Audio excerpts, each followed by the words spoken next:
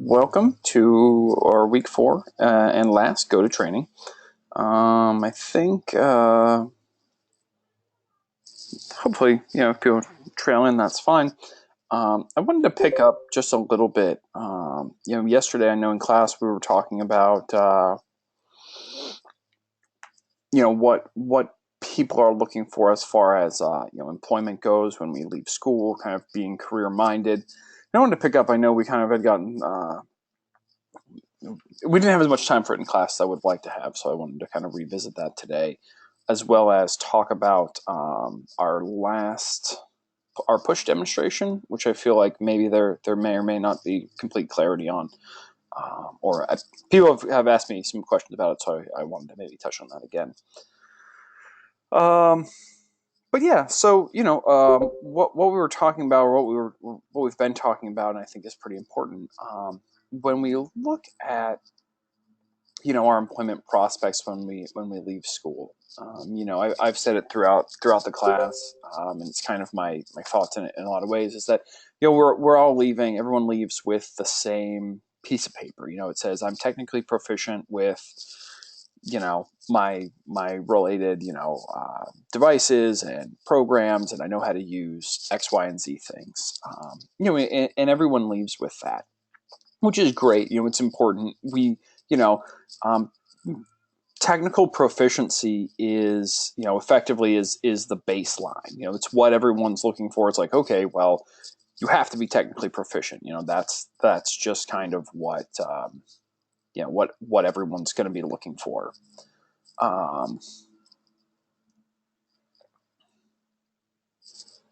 Is everyone able to see my screen? It just occurred to me that you probably can't, and I apologize for that.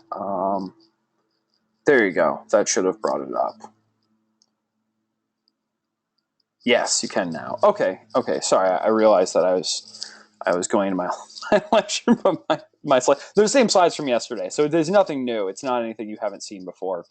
But right, again, we're all going into our career fields. We all have the same proficiency, and we're at the baseline. It's like, okay, well, here is this is what entry looks like into the job market is a baseline of proficiency. You're technically proficient with your field, and that's different for everyone. I think that everyone probably has slightly different ideas about what they need to be doing to be to work in their field. But I think it's a pretty good idea as far as research. Within your field, what people are looking for, what an entry level position looks like, what you can expect right out of school. Because like I said, there's a lot of the fields that we work with go straight into an internship. I know a lot of especially things within music. I know a lot of those go into internships. Like studio work, things like that. A lot of times, if you're working in the film industry, there's, there might be internships, but there's a lot of like production assistant positions, which are entry level jobs, which a lot of times are, kind of the job of a gopher. Go get these things, bring this back, go wrangle some people, and they're not technically proficient jobs. But the second that a technically proficient job comes up, and you've shown yourself to be reliable at with something less proficient, you're right there, and you can step right into that job more easily. You have the skills, what's to be expected. You've kind of seen what the person ahead of you is doing. So I think that's really important to do. So when you have opportunities to meet people in your field, or when you're doing research, or when you're you have maybe you're on Reddit, you're reading AMAs, you want to say, okay, well, what are people who are working in my field doing? What's the expectation that people have of them? How do I go and be the most prepared I can be to step into my field and be productive? So just something to think about. I realize it's kind of a far way off for a lot of people. But right, you just want to know, okay, well, what do they expect from me, and and what are we doing to prepare ourselves? Does anyone have anything like they're like, these are this is my set plan. These are the things I'm preparing myself for. You can type or raise your hand. I'm happy to call on people, and you can just talk if you have maybe some ideas about like steps you're taking to be technically proficient and prepared for, like what research have you done as far as what your field is looking for. Yes, Calvin, you have. Do you want to tell us about it, or I can unmute you if you like.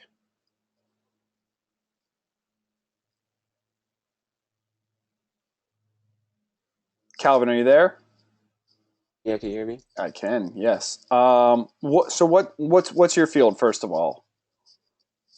Computer animation. Okay. And what are you doing as far as making sure that you're technically proficient? I've been researching Maya recently, the software. Mm-hmm.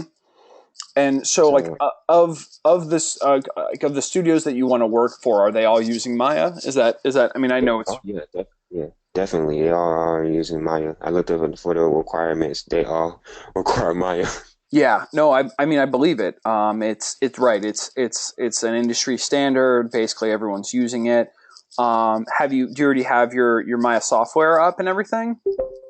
Been trying to download it recently. I don't really have a credit card. I've been asking for that. Okay, yeah. I would say as soon as you have access to that, definitely, just dabbling in it, just kind of to get your feet wet, kind of, it's if you have it, and you can start figuring out how to use it, you can start going through some tutorials, things like that. You can watch YouTube videos, go through your lynda.com account. Those are all things that you can do to kind of work. Um, towards being proficient before you even step into a classroom where they say, okay, we're opening up Maya, because you'll get instruction in school, but if you already know how to do it, you're ahead of the game. Yeah, that's true. Yeah. Yeah. All right. Well, thanks, Calvin. I appreciate you sharing that with us. Thank you. Yeah. Anyone else? Kind of, what are the steps that you're taking to be technically proficient?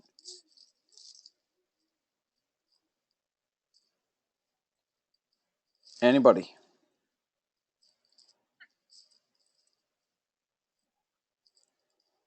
All right. Well, if you come back to it or you think of anything, feel free to jump in. Um, you know, as far as what you're going to be asked to do on the job, it's going to be different for each field, each degree program. Will just form new habits. Yeah, that's a good plan. You know the slide and kind of the description, it says innovative companies don't ask and don't care about basic skills, grades, SAT scores. Instead, they want to know if you can brainstorm all the possible uses of bubble wrap. So it's kind of like a creative thinking outside the box, um, forming better habits. Okay, yeah. So people want to know, right, you all have the same proficiencies, but how can you use your tools in a new way? How can you use them differently? How are you setting yourself apart from the rest of your field? You can, I think you can look back, at a lot of people and see how people have innovated and have worked with different things. I'm going to go off on a brief aside because it's interesting to me. Um, so the technology behind autotune, and I assume most people know what autotune is. If you don't, you can go look it up. It's pitch correction software for vocals. As briefly as I can. The software behind it was actually used as like a ground penetrating sonar device. Basically, like it was originally created to find oil and other underground resources. That was what that technology was originally used for. Eventually, they realized that they could use it to change people's voices, and it got used a kind of a good amount before people really caught on to it. People were using it for pitch correction, which is it's what it is. Whether you like that or don't like that, it does that job. It's pitch correction. So people were using it for a fairly long time, maybe under different names. Um, but you look at like where it first kind of started getting used in a slightly more artistic way, or a slightly different way. I think in my mind, the first person I can think of who used it that way was actually Cher. If you go back, it was probably like 99 or 2000. Cher has a song called, I think it's called Believe. And you can hear like the fluctuations in her voice that, so like that's the first place that I remember. I'm not saying that's the first place it happened, but that's the first place you can like really see like, oh, like what's going on with her voice. That's kind of weird. I think it's kind of like if you're roughly the same age bracket, like you remember that song, it was really popular. Yes, Will. That's the one. If you haven't heard that song, go listen to it. Later on or something. It's a good song. It's catchy, but it's got a lot of radio play. Um, Sorry about that, Gary. If you need to get something stuck out of your head, just think about Crocodile Rock. That song will infiltrate your mind and will never escape. So you've got that to deal with now. Point of the story, people took that and they started using it and using it and using it, and doing like a ton of different stuff. And then you end up with like, T-Pain is the one who's like kind of, I feel like the most, I don't know, the most, he came up with the app. There was the T-Pain app for iPhones and Androids, and like, it just kind of it got real out of hand and real crazy. People ended up using it for all sorts of things. Um, but again, like you look at like where something starts, and it starts as pitch correction, then people say, oh, like what can I do that's kind of artistic with this tool? So you're taking a tool and you're using it for something other than its initial and intended purpose. That's creative. So like, I'm sure Cher was really happy with her engineer who said, oh, hey Cher, like we can do this with your voice, like we can make this fun sound. I know, I realize that in a lot of music, it's being used, a lot. It's getting, people, I think people are kind of getting tired of it now. It's lost its charm. People still use it. That's a solid opinion based. So I'm not going to get too far down on how it's being used. But right, when it was originally used, it was a really cool kind of innovative thing to do. That's what people are looking for. Gary, Led Zeppelin, super innovative band. Although there's some debate about how much they borrowed from. I can't remember the other band's name, but there's some no, not much. It's on a Stairway for Heaven. Like that opening is very similar to another band. There's another song that sounds a lot like the opening to Stairway to Heaven. For the life of me, I can't remember. But if you type in, Stairway to Heaven sounds like it. There's okay, right, there we go. They figured it out in Court. Spirit, there we go. But no, I totally agree with you. Led Zeppelin, super innovative. There's a lot of bands who like that time frame. Like bands were doing a lot of really interesting experimental stuff with music. And right, they got a lot of success out of that. And again, they got a lot of recognition. It was super popular. But again, like this is the type of innovation that that makes things remain interesting. Calvin, what do you think Linkin Park does as far as innovation? I'm curious. I'll unmute you because I'm kind of curious to hear your thoughts on that. You're unmuted, Calvin. What about Linkin Park is like they're like where do you see like their innovation that's like different from what everyone else is doing? Well, they started doing more of like techno music.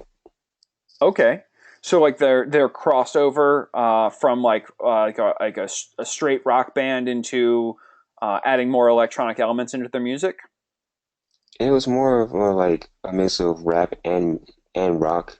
It's like both, like a little bit alternative. It's like it's kind of hard to explain. Sure. No, I mean, I follow what you're saying. I think, as far as there's definitely a lot of elements that they took from, they certainly borrowed right elements from other genres of music. Absolutely. Hmm. I think that I'm gonna go back to muting you again, just so that we don't hear background. Um, I think there's a lot of bands historically that have done that. I think you'll realize my age with all these things, but like Limp Bizkit did that a lot. That was a band that did a lot of like bringing, kind of crossover styles. Beastie Boys, yeah, that was where I was going with this. Will, so good on you for putting that one out there. But right, so right, crossover styles, yeah. Beastie Boys, Red Hot Chili Peppers, a lot of bands who've mixed styles, who've done other things. I think that it's right. There's all these bands that have done this, and that's important. Um, but again, taking those innovations and making Rage Against the Machine, yeah, it's another great example. But innovating within your fields, I think, is really what's going to set you all apart. Yeah, no, this is an easy topic. You're good, Gary. It's really easy to kind of go off on this, and right, and there's a lot of bands who are super innovative and who remain relevant. I say that about the Beastie Boys all the time. I feel like License to Ill came out the year I was born, and I think it's still like it holds up. It's a great album. And the Beastie Boys have gone back and been like, we wish we hadn't said a lot of these things. So like, I applaud them for acknowledging that maybe like some of their content was not particularly kind. But musically, it was very, very well done. It was very catchy. They were doing a lot of really interesting stuff at the time. So right, what kind of innovations can we make in our own field? That's really kind of what I would encourage everyone to think about and to do. Think about, it's like you can use your tools as they're intended. You can, you really need to be technically proficient with them before experimentation really can be a thing. That's the difference. I think about, experimental artists. So you think about like Jackson Pollock, who is really famous for his kind of splatter paintings. I I would tend to believe that Jackson Pollock was technically proficient as a painter before he started doing his experimental artwork. Um, there's this weird thing where with artists you need to people need to know that you're technically proficient and can do things in the style that they're looking for before your experimentation is taken seriously. And what I mean by that is a lot of people look at Jackson Pollock and they say, my kid can just throw paint at the wall and it's the same thing. But the difference is that, your kid can't also paint very, very well, and paint in more traditional styles. When you have those skills, when you can do those things, and then elect to work differently. I'm sorry, is my sound back? Is anyone able to hear me? Oh, is it better? Worse? Hello? Nope. Oh no. Mm.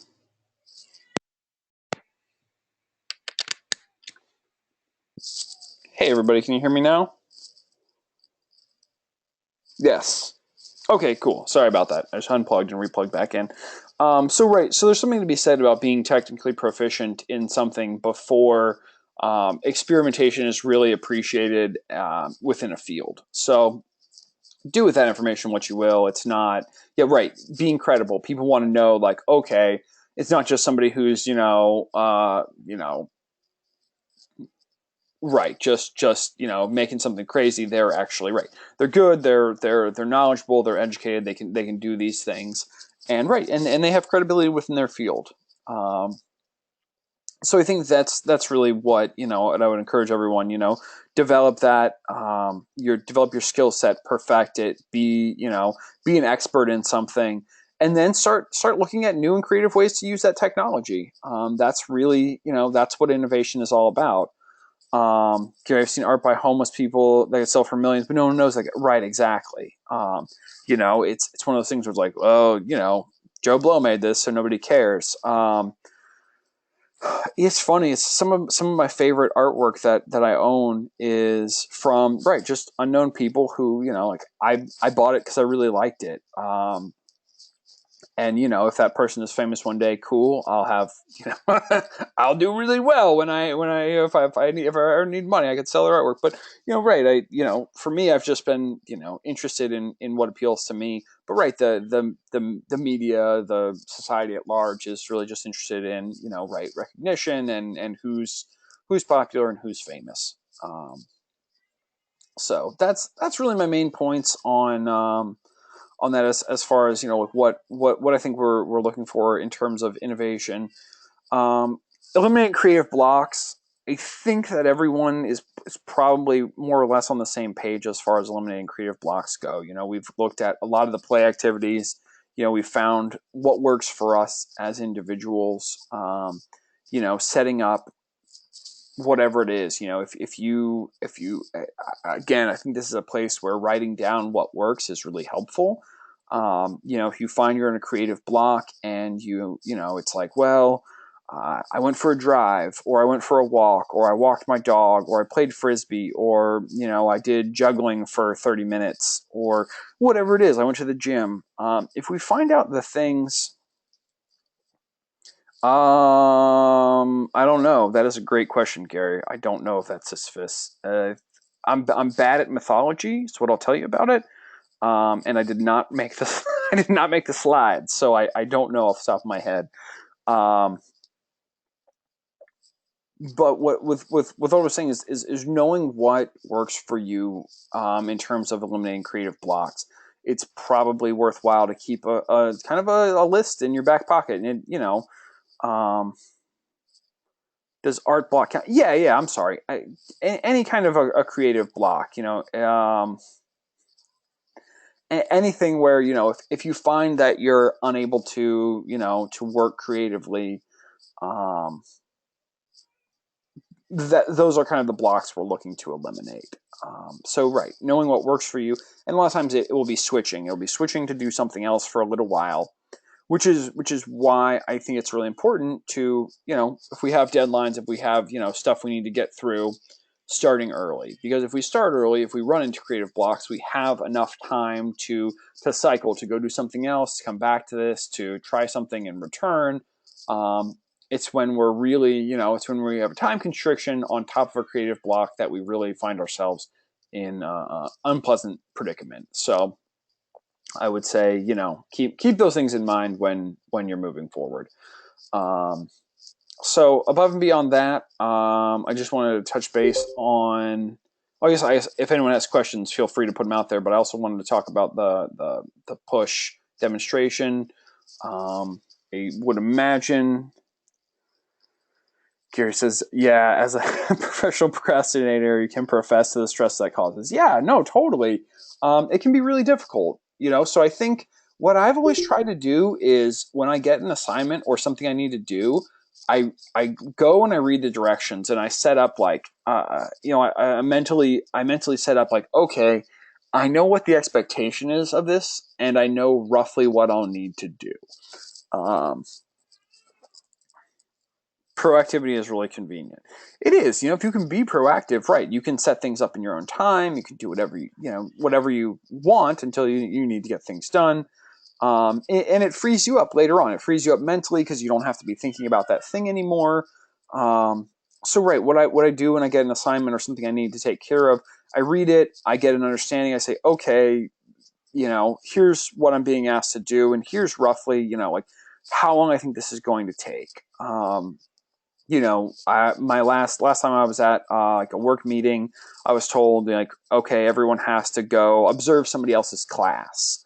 So I sat there and I said, okay, here's the questionnaire I'm going to need to fill out. So I go and I download the questionnaire and I look at it and I say, okay, this is probably about an hour or two worth of written responses, things like that. So I'm going to go have to observe. So I'll have to set that up and I'm going to have to complete this. So I should probably do this, sometime within the next 6 months. So I think about my schedule and I think about like, okay, when am I going to have more time or less time? And I say, okay, probably, March, April, I'll probably be a little bit freed up. I'll have a little bit extra time. I'll observe someone else's class. I'll be able to complete this work and I'll be good to go. It's not due for me until like October, but if I can just get it out of the way, it's done and I don't have to worry about it, which for me is amazing because it's one less thing on my plate and it's one less thing to remember. Yeah, exactly. It is kind of like time batching. It's saying, like, okay, I can get all this stuff done. I can get it done in this window. And it makes my life a lot easier. Um, so back to our push category, our push demonstration. And this is if you have questions about this, you can always just come back and re-listen to this section of the go-to training. But I'm looking for activities that are outside of what you're being asked to do for school or for work. So something that's above and beyond. If you're doing the reading ahead, kind of type stuff, that's a great example of push. If you're going above and beyond, if it's something that you think maybe you'll be asked to do later on, like Calvin was saying, he's working on Maya right now, so he's working on learning Maya, which is fantastic because it's like, okay, I'm getting ahead of the game. I'm working on things that I haven't been asked to do yet. I want to push myself to be my best and to be as prepared as I can be when I am called to use these things. So if that means you're exploring through some of your technology that you got when you enrolled, like you're working on learning a new program or learning a program that's going to be relevant for your career, for your industry, ahead of time, because I can assure you, day one in a class, they're going to say, okay, open up this program, and there's likely going to be the expectation that you have some familiarity with it. So you say you procrastinate too, but usually have the process already working in the back of your mind. Um, that is good. Yeah, if you want to check out that video, go ahead. That Will's posted. Um, but right, so we're looking at if you're doing something that's not related to school or to your career at all, that's fine too. If you're learning a new language, that's a great example of push. If you're let's say you're in school for recording arts, but you're learning programming on the side, that's amazing. That's a great example of push. It can really be any of the when we were listening to Angela Duckworth talk about what are the hard things that you're doing in life. That's what push is. What are the hard things? It can be career related, but it can also be related to something that's not your career, not your job. Calvin, you're doing the discussion. So does learning, practicing something new count as push? Yeah, if you're learning and practicing something new that is that would definitely count. I would say um, if it's not something you're already being asked to, if it's not included, if it's not part of your everyday work, um, even if it's in social life. No, what do you mean by that?